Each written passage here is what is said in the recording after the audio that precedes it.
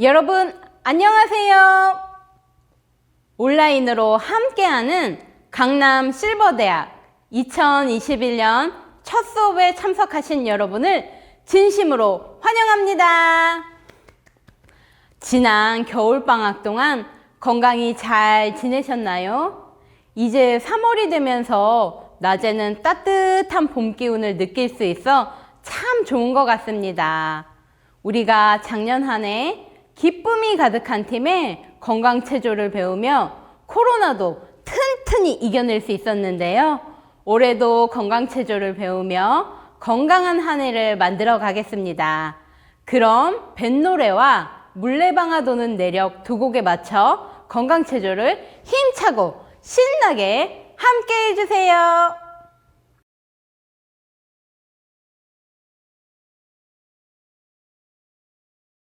여러분 안녕하세요. 오늘도 즐거운 건강체조 시간이 돌아왔습니다. 이 시간 건강체조 따라 하시면서 잠시나마 즐거운 시간이 되시길 바랍니다. 체조하기 전에 가벼운 몸부터 풀어보겠습니다. 자, 손에 깍지를 끼시고 위를 천천히 올려주세요. 자, 올리시고 골반 살랑살랑 흔들어주세요. 골반 살랑살랑. 자, 하나 둘 셋 하면 헐 하고 내립니다. 자, 다시 손에 깍지를 끼시고 다시 한번 천천히 올려주세요. 자, 올려주시고 골반 살랑살랑. 자, 우리 어르신들 누가 잘 흔드실까요? 자, 잘 흔들리시나요? 네. 네, 좋습니다. 하나 둘 셋 헐. 우리가 이렇게 골반 운동을 하는 것은 골반이 좋아야 응아도 잘하시고 또 길 갈 때 넘어지지 않는다고 합니다. 자, 마지막으로 더 한번 해보겠습니다. 신나게 흔들어 주세요. 자, 천천히 다시 한번 올려주시고 다시 골반 살랑살랑 흔들어 주세요. 살랑살랑 살랑살랑 흔들어 주세요. 하나 둘 셋 헐. 자, 우리가 평소에 골반 운동을 많이 하고 사시게 되기를 바랍니다. 다음은 우리 온몸을 두드려서 마사지를 한번 해보겠습니다. 날씨가 많이 추워졌죠? 그래서 우리 어르신들 몸에 열을 내야 됩니다. 자, 신나게 다 따라주세요. 음악 주세요.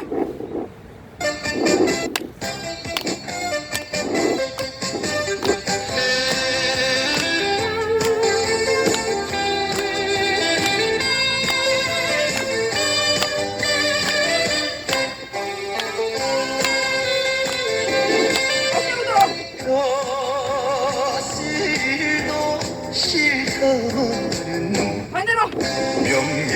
명예도 싫어 한숨 더. 정든 언덕 위 초가집 짓고 네. 마치면 밖에 나가 뒷산을 메고 밤이면 사람 흠뻑에 새끼 꺼면서 새들이 우는 소리를 알아보련다.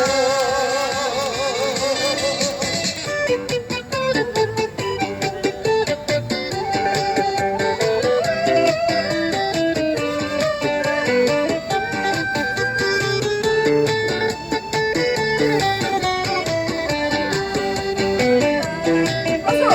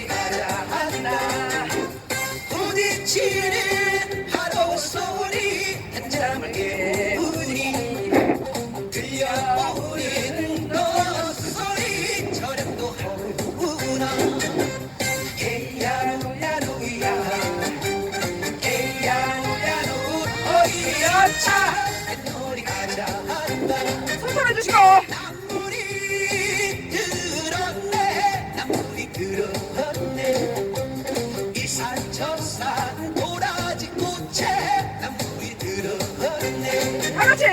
에야루야루야 에야루야루 어디여차 너희 가자 한다 다시 한 번. 하이. 하이. 하이. 하이. 어디야리여차 어디야리여차 너희 가자 한다 바람 앞에 산정등을 거지건 말고 우리들의 사랑 마을은 현지를 맞아 한다 어디야리여차 어디여차 너희 가자 한다 다시 다시고. 하늘바람 바람아 맘대로 불어라 길을 잡은 이 사공가 할 곳이 있다 한다 다 같이 서주세요.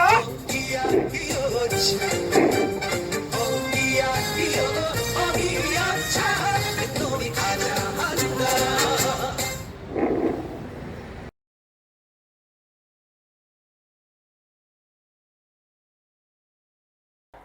네, 체조를 따라하며 활짝 웃으시는 어르신들의 모습을 보니 올 한 해 우리 모두 더욱 건강해질 것 같습니다. 다음은 생각하는 동화 사인이 담긴 수표를 보겠습니다.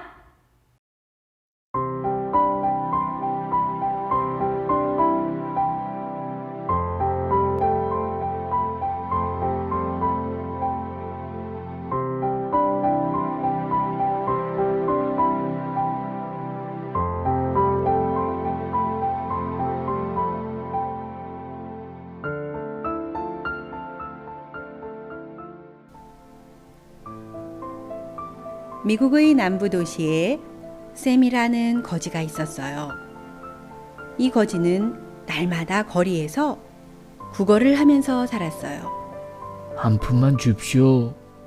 선생님, 한 푼만 줍시오. 에이 냄새! 여기 있어!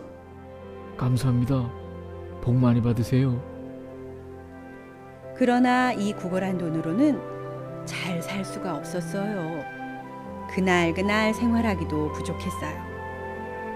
어느 날 한 변호사가 거지가 있는 거리를 지나게 되었어요. 거지는 다른 사람에게 하듯 변호사에게 구걸했어요. 선생님, 제게 25센트만 주세요.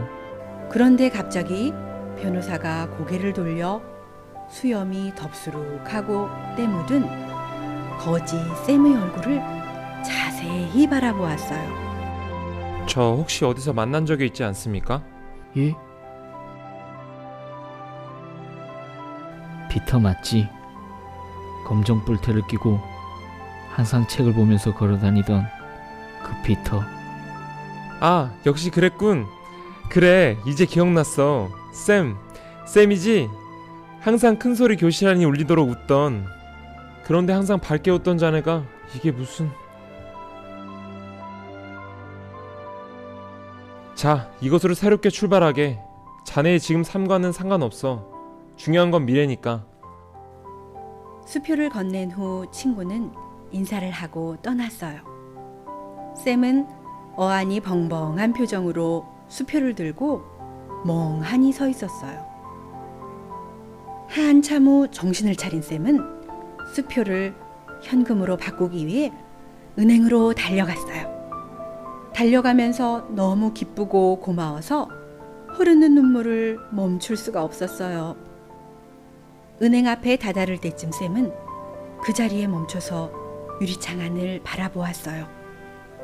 유리창 안에는 단정한 옷차림의 은행원과 먼지 하나 없어 보이는 깨끗한 은행안이 보였어요. 그 광경을 보자 샘은 오랫동안 빨지 않아 시커멓고 더러워서 벌레라도 기어나올 것 같은 옷과 다 떨어져 걸레처럼 된 신발, 그리고 더러운 얼굴을 바라보았어요. 거지 쌤은 생각했어요. 내가 이런 모습으로 수표를 가지고 가면 받지 않을 거야. 아마 훔치거나 위조한 것으로 알고 경찰서에 신고할지도 몰라. 쌤은 다시 예전의 그 자리에서 구걸을 하기 시작했어요. 며칠 후 변호사가 그 거리를 다시 지나다가 쌤을 보았어요. 쌤, 수표를 가지고 대체 뭘 했나? 노름? 술? 그러자 쌤은 은행 앞에서의 일들을 자세히 친구인 변호사에게 이야기했어요. 쌤, 들어봐. 그 수표를 바꿀 수 있게 만드는 것은 자네의 더러운 외모나 얼굴이 아니야. 바로 내 사인이야. 그 은행원들은 절대 자네를 보지 않고 수표에 담긴 이 사인을 본다고. 어서 가서 수표를 들고 현금으로 바꾸도록 하게. 이 말을 들은 거지쌤은 즉시 은행으로 가서 은행원에게 수표를 내밀었어요. 그리고 돈을 찾은 쌤은 이제 더 이상 거지가 아니었어요. 거지였던 쌤이 친구의 사인을 믿고 은행에서 수표를 바꾼 것처럼 여러분도 말씀을 믿는 믿음으로 여러분의 모습과 상관없이 하늘나라의 것들을 누리는 삶을 살기 바랍니다. 그러므로 이제 그리스도 예수 안에 있는 자에게는 결코 정죄함이 없나니 이는 그리스도 예수 안에 있는 생명의 성령의 법이 죄와 사망의 법에서 너를 해방하였음이라. 로마서 8장 1절 2절 말씀.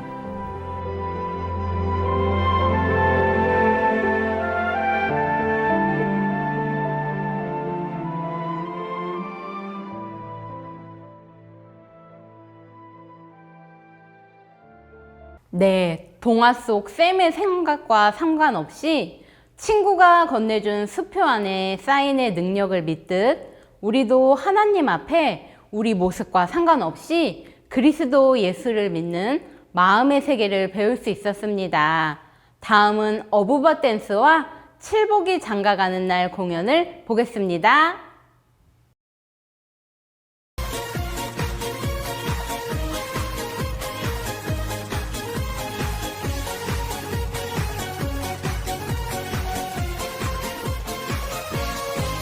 어부바 불에 불을 봐. 내 사랑한 나의 어부바. 어부바 불에 불을 봐. 사랑해요 어부바. 미운 5살 애인 것 같아요. 정말 장난 아니죠. 나만 보면 뭐가 좋은지 떠오르줬으면 살 수 없어요.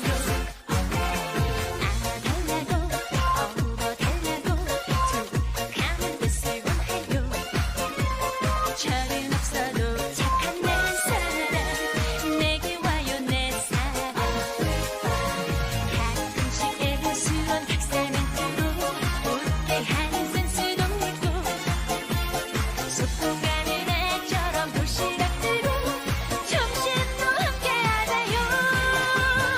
어부바 불에 불을 봐. 내 사랑한 나의 어부바. 어부바 불에 불을 봐. 사랑해요 어부바.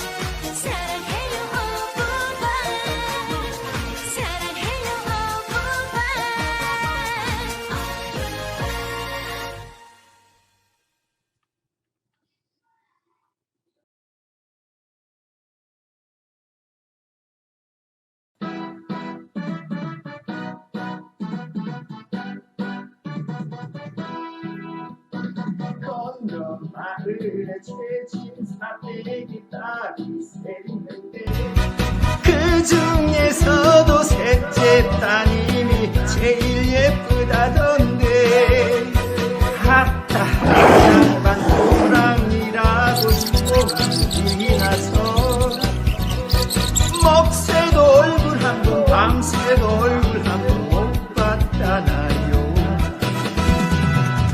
그렇다면 내가 최진사 만나 뵙고 넙죽절하고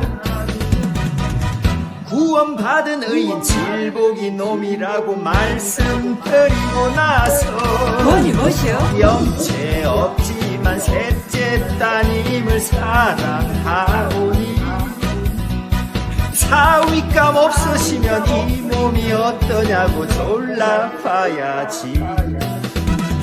다음 날 아침 용기를 내서 뛰어갔더니만 먹새란 놈이 눈물 흘리며 엉금엉금 기면서 아이고 아침 일찍이 최진사 댁의 문을 두드리니 얘기도 꺼내기 전 볼기만 맞았다고 넋두리 하네.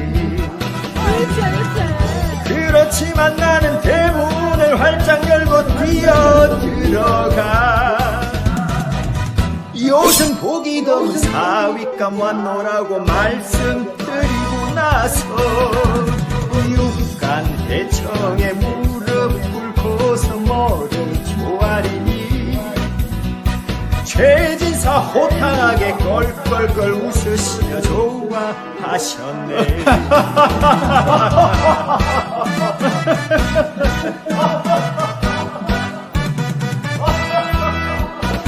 웃는 소리에 깜짝 놀라서 고개 들어보니 최진사 양반 보이지 않고 구경꾼만 모였네. 뭔 일이야? 아참 이제는 들렸구나 고 일어서려니까 셋째 딸 사뿐사뿐 내게로 걸어와서 절을 하네요. 얼씨구나 좋다 지화자 좋을시고 땡이로구나.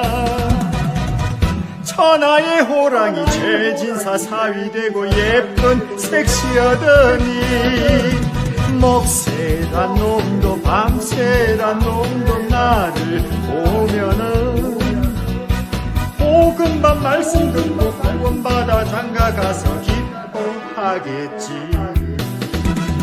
기뻐하겠지. 기뻐하겠지.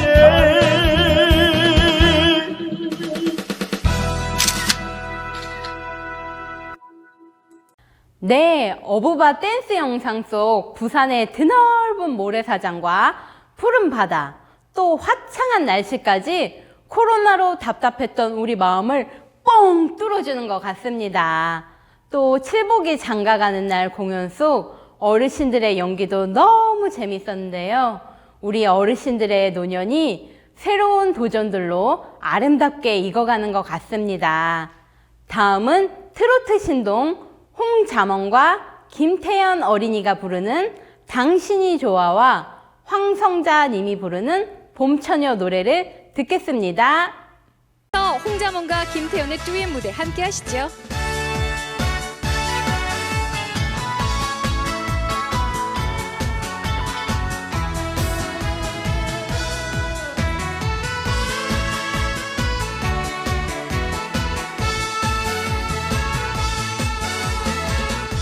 그대는 내 사랑 당신도 내 사랑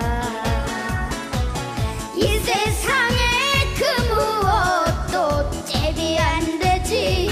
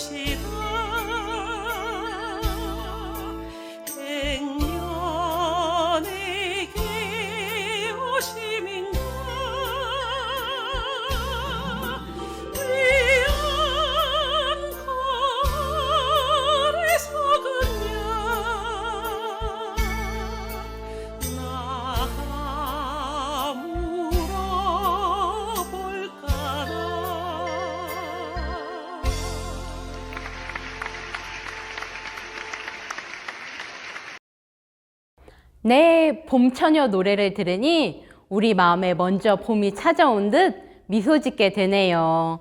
다음은 작년 한 해 코로나로 힘들었던 우리 마음에 힘과 지혜를 주었던 마인드 강연 시간입니다. 오늘 강연은 국제마인드교육원에서 활동하고 계시는 박영찬 강사님께서 유비무환이라는 주제로 강연해 주시겠습니다. 여러분 안녕하십니까? 강남 실버대학에 오신 우리 부친 모친 여러분 환영합니다. 저희는 지난 2개월 동안 겨울방학을 했습니다. 방학이었지만 또 우리 부친님 모친님들 건강하게 잘 지내셨나요?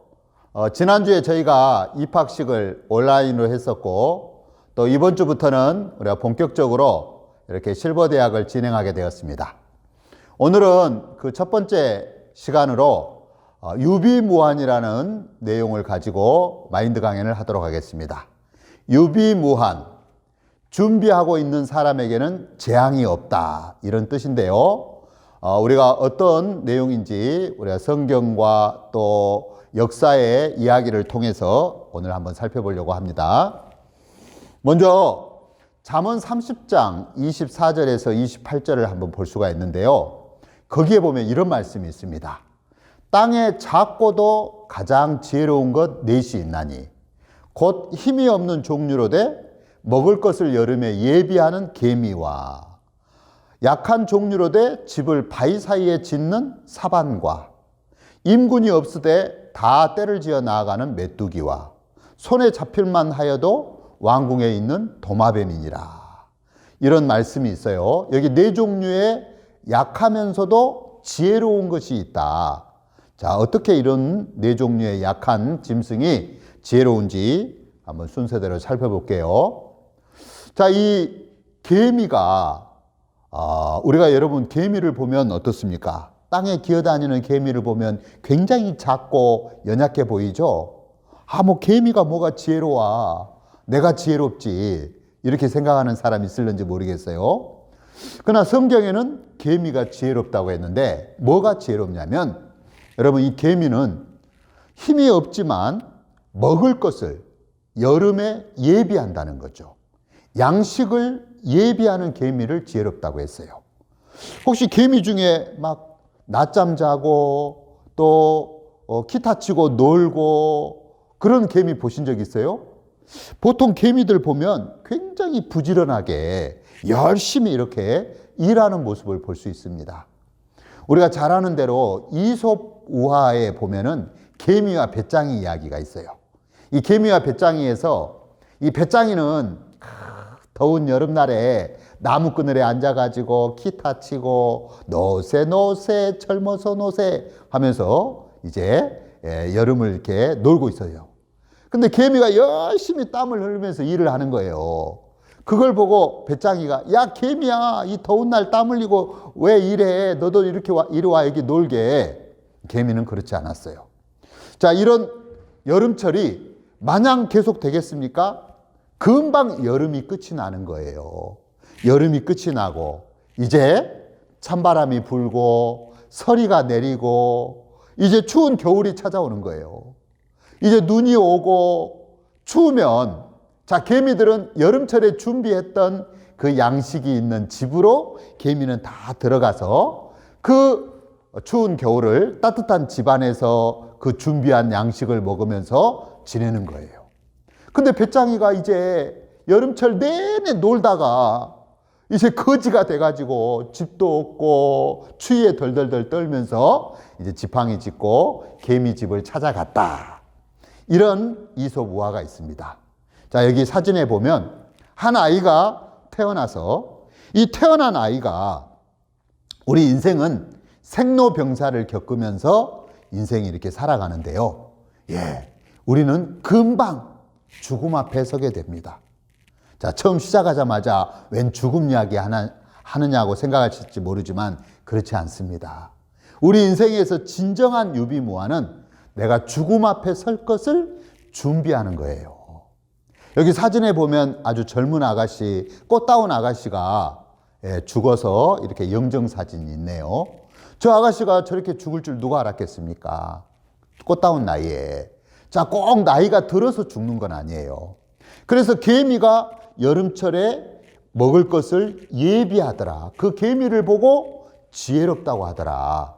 그런 것처럼 우리 인생도 금방 죽음 앞에 선다는 사실을 기억하고 우리가 죽음 앞에 설 것을 예비하고 준비한다면 그 사람이 지혜로운 사람이라고 할 수가 있겠습니다. 자, 두 번째 지혜로운 짐승. 잠언 30장 26절에 약한 종류로 돼 집을 바위 사이에 짓는 사반이라고 했어요. 바위 사이. 자, 사진 위에 보면 아주 다람쥐처럼 작고 조그마한 짐승인데 아주 큰 바위 사이에 이 집을 지어요.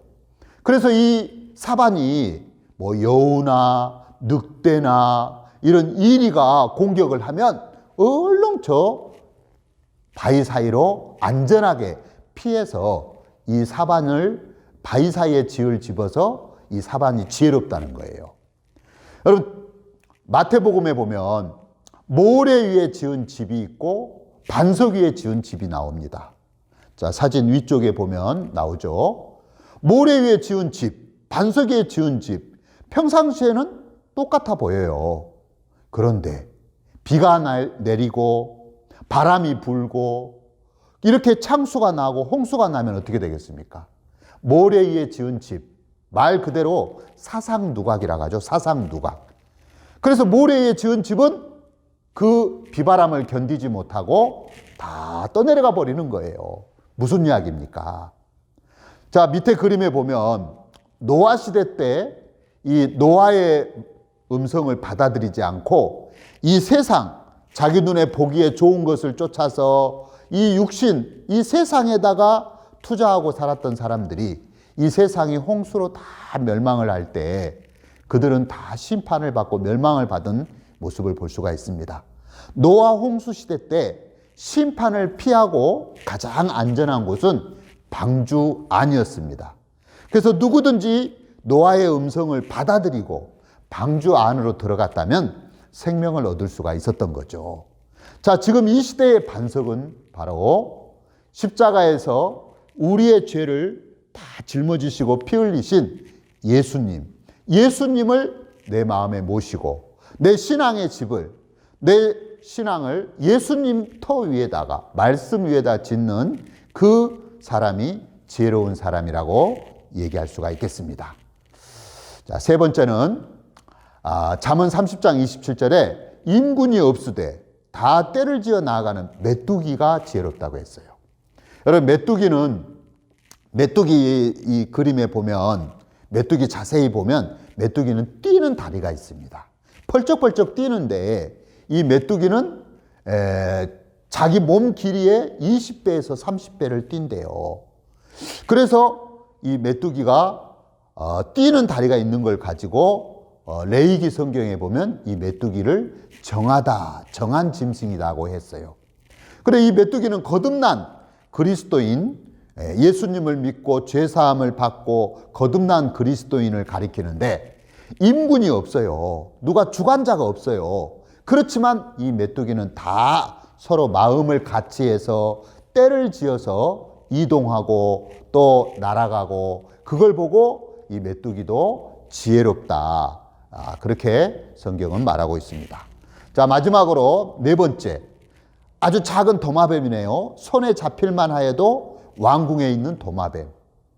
저는 이제 몇 년 전에 이스라엘 예루살렘을 가본 적이 있는데 이 사진에 보면 이 예루살렘 왕궁, 예전에 왕들이 거했던 왕궁, 이렇게 돌담이 많이 있습니다. 돌담. 자, 이 왕이 보좌에 앉아 계시죠. 근데 왕이 보좌에 앉아 계시는 그 왕 보좌 뒤편에 이제 돌담이 있는데 그 돌담에 이 도마뱀이 있다고 쳐보세요. 왕 앞에 신하들이 다 머리를 조아리고 있는데 왕 뒤에 도마뱀이 있는 거예요. 아, 저 도마뱀, 저 나쁜 놈, 저 징그러운 놈 잡아 없애버려야지. 그런데 잡아 없앨 수가 있나요? 왜 그렇죠? 왕궁에 왕이 보좌에 앉아 계시기 때문에 어떤 신하도 그 왕 보좌 뒤에 앉아 있는 그 돌담 위에 있는 도마뱀을 건드릴 수가 없다는 거죠. 자, 이건 바로 뭐냐면 정말 만왕의 왕이신 이 예수 그리스도, 하나님의 왕궁 안에 있는 그리스도인이 참 이렇게 지혜롭다. 왕궁에 있는 도마뱀이 지혜롭다. 잡힐 수가 없다. 이런 말씀인 것입니다. 자, 요셉의 유비무환. 성경 창세기 41장에 보면 이런 내용들이 쭉 나옵니다. 자, 유비무환에 대해서 오늘 이야기를 드리고 있는데요. 요셉의 유비무환은 어떤 거냐면, 말씀을 먼저 제가 한번 읽겠습니다. 29절, 온 애굽 땅에 7해 큰 풍년이 있겠고 후에 7해 흉년이 들므로 애굽 땅에 있던 풍년을 다 잊어버리게 되고 이 땅이 기근으로 멸망되리니 후에 든 그 흉년이 너무 심함으로 이전 풍년을 이 땅에서 기억하지 못하게 되리이다. 바로께서 꿈을 2번 겹쳐 꾸신 것은 하나님이 이 일을 정하셨습니다. 속히 행하시리니 이제 바로께서는 명철하고 지혜 있는 사람을 택하여 애굽 땅을 치리하게 하시고 이와 같이 그 공물을 이 땅에 저장하여 애굽 땅에 임할 7해 흉년을 예비하시면 땅이 이 흉년을 인하여 멸망치 아니하리다. 자, 창세기 41장에 나오는 내용입니다. 여기에 보면 중요한 단어가 나오죠.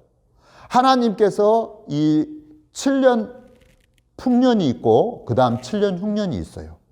하나님은 이 일을 정하셨고 속히 시행된다고 했어요. 그래서 이 요셉은 바로 왕에게 명철하고 지혜 있는 사람을 택하여 애굽 땅을 치리하게 하소서. 그래서 다가올 7해 7년 흉년을 예비하라고 이렇게 이야기하고 있는 것입니다. 자, 사진을 보고 말씀을 드릴게요. 이 바로 왕이 어느 날 잠을 자는데 꿈을 꾸었어요. 여러분, 그 꿈이 어떤 꿈이었냐면 바로 왕이 꿈을 꾸었는데 그 하숫가에서 아주 살찌고 아주 토실토실한 이 7마리 암소가 있었어요. 보기 좋았어요. 풀을 뜯어먹고 있는데 잠시 후에 아주 흉측하고 빼짝 마르고 아주 흉측하게 생긴 그 암소 7마리가 그 하숫가에서 올라와 가지고 세상에 그 살찌고 토실토실한 이 암소 7마리를 잡아먹어버린 거예요. 너무 흉측한 꿈을 꾼 거죠. 그런데 잠시 후에 또 비슷한 꿈, 7개의 아주 곡식이 아주 이렇게 충실하게 여물었는데 그 7개의 이삭, 아주 풍성하게 여문 7개의 이삭이 있었는데 잠시 후에 동풍에 빼짝 마른 아주 가뭄에 말라 비틀어진 그 흉측한 또 7 이삭이 올라와서 그 살찌고 토실토실한 7 이삭을 잡아먹어버리는 거예요. 바로 왕이 이 꿈을 꾸었는데 너무 꿈자리가 안 좋은 거죠. 그래서 이 바로 왕이 애굽에 있는 수많은 박사들을 불렀어요. 그리고는 내가 밤에 꿈을 꾸었는데 이 꿈을 해석을 하라고 그 애굽의 지혜로운 박사들에게 얘기했지만 애굽의 어떤 박사들도 술사들도 이 꿈을 해석을 못하는 거예요. 그때 이 애굽 바로 왕의 술마통 관원장이라는 신하가 있었는데 이 신하가 옛날 일을 기억을 한 거예요. 자기가 예전에 죄를 짓고 감옥에 있을 때 그때 이스라엘 땅에서 잡혀온 그 청년 요셉이라는 청년을 만났는데 이 청년이 누명을 쓰고 그 교도소 안에 들어와서 거기서 이제 이 청년이 하도 이렇게 지혜롭고 성실해서 이 감옥을 돌보는 일을 맡겼는데 그때 이제 이 술마통 관원장과 떡 굽는 관원장이 감옥에 있었던 거예요. 그 감옥 안에서 자기들이 하룻밤에 비슷한 꿈을 꿨는데 그 꿈 해석을 못해서 막 고민하고 있을 때 그 요셉에게 그 이야기를 했는데 요셉이 꿈을 풀어줬고 그 꿈대로 됐다는 거예요. 그 꿈을 기가 막히게 해석했던 요셉을 기억하면서 요셉을 바로왕 앞에 얘기했어요. 바로왕이 당장 데려와라. 그래서 바로왕 앞에 요셉이 왔어요. 근데 이제 어떻게 그 바로 왕의 꿈을 해석하냐면 요셉이 딱 들어보더만 야 이건 하나님이 이 꿈대로 일을 진행하시는데 이 7마리 토실토실한 암소는 7년 풍년을 말하고 있습니다. 그런데 잠시 후에 흉측하고 빼짝 마른 이 암소는 7년 흉년을 말합니다. 그래서 7년 풍년이 먼저 있고 그 다음 7년 흉년이 있습니다. 또 아주 충실한 7 이삭, 또 7년 풍년을 말하고 빼짝 마른 이삭, 7년 흉년을 말하고 그래서 바로 왕께서는 7년 풍년에 지혜롭고 명철한 자를 세워서 이 애굽을 다스리게 하소서. 바로 왕이 들어보더만 무릎을 탁 치는 거예요. 야, 맞다. 이 꿈이 맞다. 그러면서 이 바로 왕이 그 요셉의 그 지혜로운 해석을 듣고 너같이 지혜로운 사람을 내가 어디서 또 구하랴. 바로 이 바로 왕이 자기 손에서 인장 반지를 빼서 그 요셉에게 끼워주고 금사슬을 목에 걸면서 나는 너보다 높음이 보좌뿐이다. 이제 네가 이 애굽을 치리하라. 이렇게 이야기한 거예요. 그래서 이제 요셉이 애굽의 총리가 되어가지고 7년 풍년에 이제 그 양식을 막 그 풍년에 양식을 저축하고 또 창고를 더 크게 짓고 어마어마한 양식을 모았던 것입니다. 7년 풍년이 지나고 난 이후에 하나님의 예언대로 7년 흉년이 찾아왔어요. 애굽 땅뿐만 아니라 온 세상이 가나안 땅까지 전 세상이 이제 7년 흉년으로 기근으로 줄여 죽을 때 이제 수많은 사람들이 양식이 있는 애굽에 와서 또 양식이 있는 그 요셉에게 와서 그 양식을 사서 생명을 얻었다는 그 이야기입니다. 자, 요셉의 그 창세기 41장 이야기를 통해서 예비하라. 오늘 이제 주제가 뭐라고요? 유비무환이에요. 유비무환. 준비하고 있는 사람에게는 재앙이 없다. 두 번째 이야기를 하나 해드릴게요. 저는 과거에 제가 전라북도 남원에서 좀 살다가 왔는데 남원에 가보니까 그 도시 한쪽에 큰 묘가 있더라고요. 묘 이름이 뭐냐면 만인의총이었어요. 만인의총. 1만 만자, 사람인자, 의로울 의자, 무덤총자. 10,000명의 의로운 사람들이 묻혀있는 무덤이다. 무슨 뜻일까? 하고 가보니까 그게 이제 역사 내용이 쭉 이 내용이 기록되어 있더라고요. 우리나라가 과거 역사에 보면 1592년 조선 선조 25년 때 임진왜란이 일어났습니다. 일제의 침략으로. 그러면서 온 조선 땅이 일본에게 이렇게 침략을 당했어요. 1년 동안 굉장히 많은 것을 빼앗기고 백성도 많이 죽고 그래서 1593년에 악전 고투크 때 다시 이제 서울을 찾고 나라를 되찾았어요. 그리고 이제 그로부터 또 세월이 이렇게 지나가는데 1597년에 정유년에 일제가 다시 또 침략을 해서 정유재란이 일어납니다. 자, 여기서 우리가 뭘 발견할 수 있냐면 1593년도에 잃었던 나라를 다시 찾았어요. 그리고 1597년에 정유년에 또 재앙을 만나요. 그럼 4년 동안 뭘 했을까요? 이 4년의 기회를 조선은 역사에 보면 유비무환의 기회였는데 그냥 다 당파 싸움, 서로 자기 유익을 위해서 그러면서 세월을 다 보내버린 거예요. 유비무환의 기회를 다 놓쳐버린 거예요. 역사가 주는 교훈이라는 거죠. 자, 그러면서 1592년 임진왜란으로 수많은 백성이 죽고 조선에 참 그 피비린내 나는 그 슬픔의 역사가 있었는데 또다시 1597년 정유재란으로 유비무환을 하지 않았기 때문에 다시 또 온 나라가 쑥대밭이 된 거예요. 그때 이제 일제가 다시 침략을 했는데 원균이라는 수군 그 통제사가 7천량 바다에서 왜군을 맞아가지고 전사자가 2만 1,000명이래요. 2만 1,000명 중에 전사자가 2만 900명이 조선 수군이었대요. 나머지 100명은 일제 수군이요. 완전히 준비하지 않는 조선이 이렇게 큰 패배를 맛본 거예요. 그러면서 이제 그 만인의총이라고 남원에 큰 공원을 세워서 거기에 이제 사람들이 와서 그 역사의 교훈을 배우도록 이 만인의총을 공원으로 만들고 사람들을 유치하지만 제가 뭘 보았냐면 정말 그 만인의총에 파리만 날리더라고요. 예전에는 그래도 수학여행해서 학생들이 와서 거기서 이렇게 역사의 어떤 교훈을 삼고 또 충렬사에 와서 그런 걸 배우고 했는데 지금 이 시대에 보니까 아무도 찾아오지 않아요. 그래서 그 만인의총 공원에 입장료를 받았는데 사람들이 너무 안 오니까 입장료를 무료로 했는데도 안 와요. 그래서 파리만 날리는 걸 보면서 참 현 시대를 제 마음에 이렇게 안타까워한 적이 있어요. 그럼 남원에 똑같은 관광지 만인의총이 있고 또 춘향이와 이몽룡의 사랑 이야기가 있는 광활루가 있어요.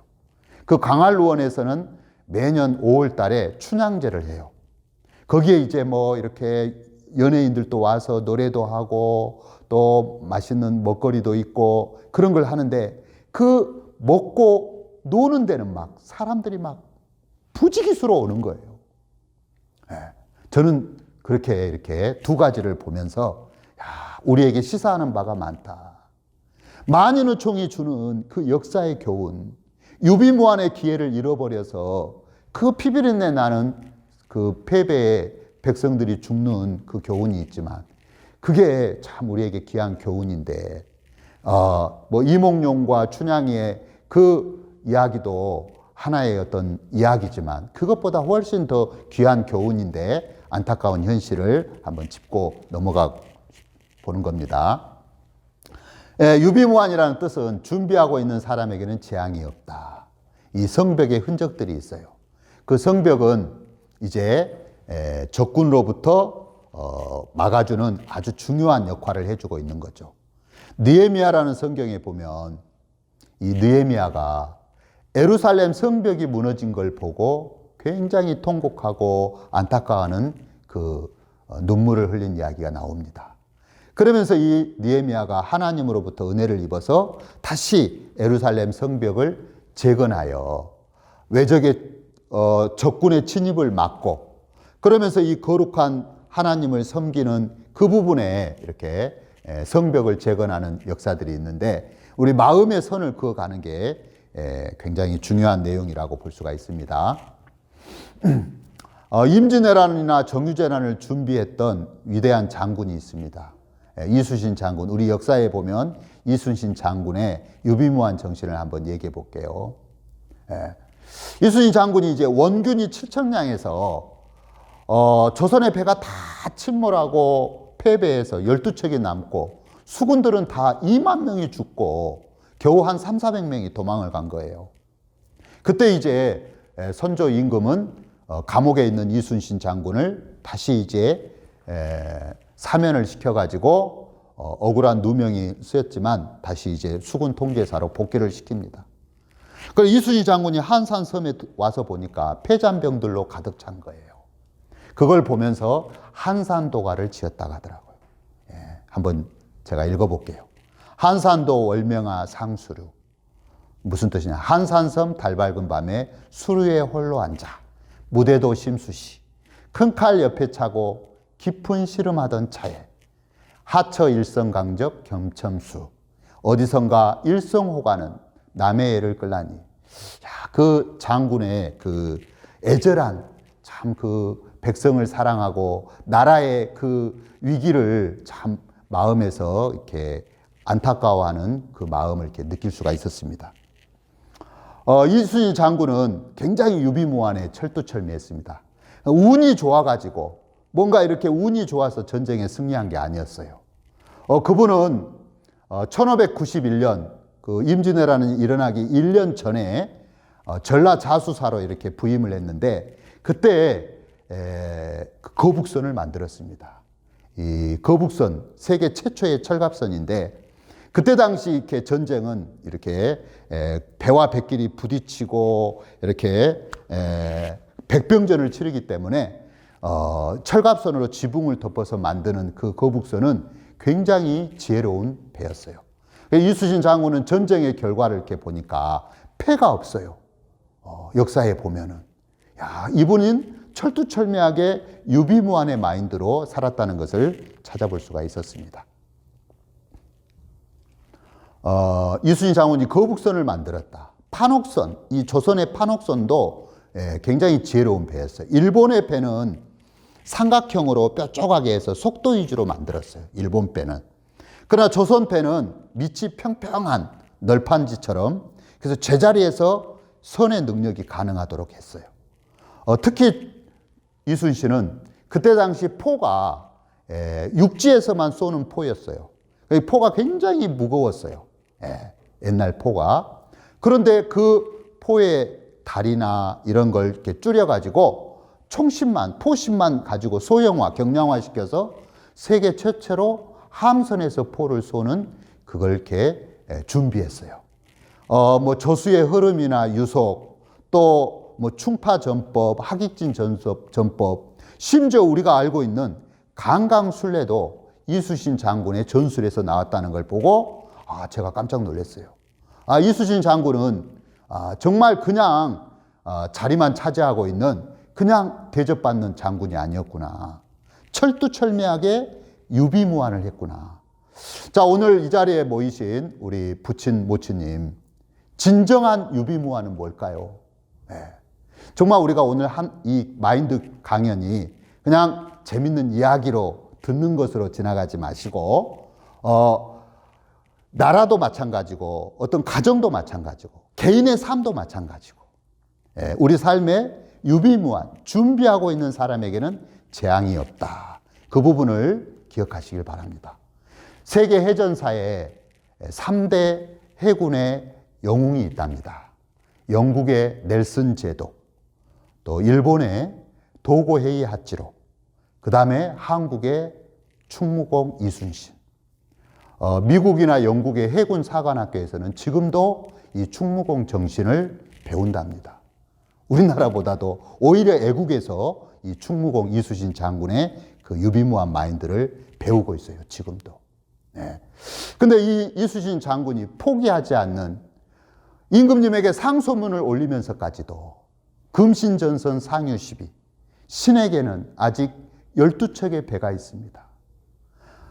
바다를 포기하는 것은 나라를 포기하는 것과 마찬가지입니다. 이순신 장군은 어떻게 그 적은 숫자로 그 많은 외적을 이길 수 있었을까? 필사즉생, 필생즉사 마인드. 정말 하나하나 살펴보면 살펴볼수록 이분이 가지고 있는 그 유비무환의 정신, 그 마인드는 굉장히 후손들에게 귀감이 되는 거죠. 그래서 어떻게 보면 우리나라하고 좀 이렇게 앙숙이라고도 할 수 있는 일본의 그 도고헤이 하치로 이 장군은 이런 이야기를 했답니다. 나를 영국의 넬슨 제독에 비하는 것은 내가 용납할 수 있으나 나를 충무공 이순신에게 비하는 것은 내가 감당할 수 없다. 그분은 알았던 거죠. 인물은 인물을 알아본다고. 영웅은 영웅을 알아본다고. 사실 영국의 넬슨 제독이나 일본의 도고헤이 하치로 그 해군 제독들은 국가의 전폭적인 지원을 받았어요. 아주 이렇게 군수 물자나 배나 국가에서 지원을 받았지만 역사적으로 보면 참 우리나라의 슬픈 이야기인데 이순신은 임금님의 모함을 받고 정말 아무도 도와주지 않는, 오히려 그 공을 다 빼앗기고 백의종군을 하고, 그러면서 이순신 장군이 어떤 사람에게 충성한 것이 아니라 백성을 위하여 자신을 버렸던 그런 이야기들이 참 우리 역사에 이렇게 살펴볼 수가 있습니다. 마지막으로 진정한 유비무환은 겸손한 마음으로 미래를 준비하는 겁니다. 전도서에 이런 말씀이 있습니다. 전도서 11장 9절, 청년이여 내 어린 때를 즐거워하며 내 청년의 날을 마음에 기뻐하여 마음에 원하는 길과 내 눈이 보는 대로 쫓아 행하라. 그러나 하나님이 이 모든 일로 인하여 너를 심판하실 줄 알라. 자, 사진에 보면 우리나라 경제계의 큰 인물 이건희 회장이 보이고요. 개그맨, 사람들의 마음에 웃음과 기쁨을 주었던 박지선 씨 사진이 보이네요. 지금 저분들은 어디에 가 있죠? 죽음의 강을 건넜습니다.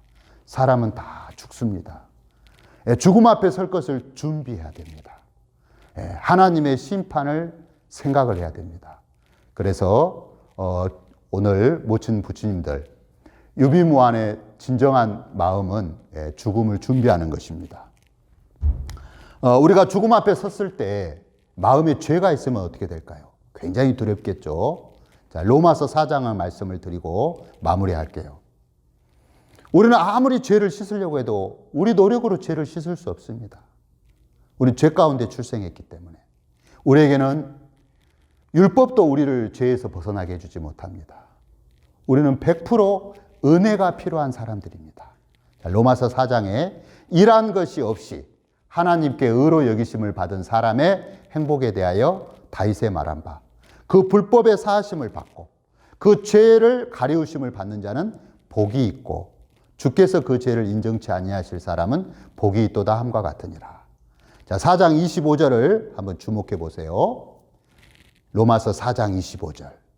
예수는 우리 범죄함을 위하여 내어줌이 되고 또한 우리를 의롭다 하심을 위하여 살아나셨느니라. 자, 예수님 십자가에서 두 손과 두 발에 못이 박혀서 피를 흘리고 돌아가셨습니다. 그 십자가에서 피 흘리신 예수님의 참된 의미가 뭡니까? 우리 죄 때문에, 바로 내가 지은 죄 때문에 내 모든 죄를 예수님이 짊어지시고 내가 받아야 될 죄의 심판을 예수님이 대신 받으신 거죠. 그래서 예수님 십자가의 죽으심으로 말미암아 우리의 죄가 씻어졌고, 예수님 우리의 죄를 다 씻었기 때문에 3일 후에 부활하시면서 우리가 예수님이 우리 죄가를 다 갚아서 우리가 의롭게 되었다는 겁니다. 여러분, 오늘 겸손하게 이 사실을 믿음으로 받아들이시길 바랍니다.